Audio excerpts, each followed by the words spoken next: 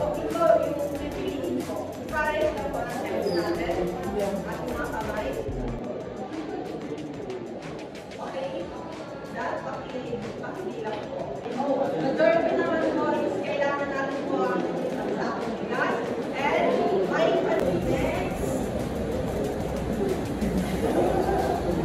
Okay, 1, 2, 3, 4, 5, 6.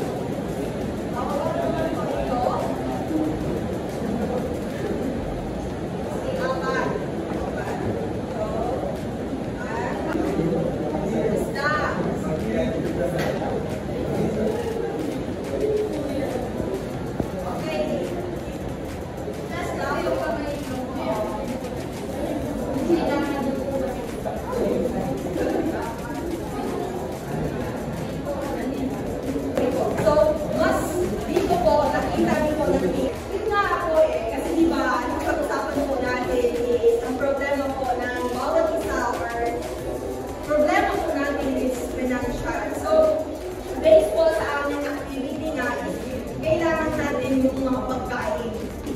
So, yun nga po is, yung mas nangangailangan tayo and dapat po, kasi nga po is, karamihan po sa atin is pag may bagong damit, bagong bibig, hindi po natin naiisip na yun, mas matibang po ang pagkain kaysa sa ating mga kagamtan o sa ating kagustuhan.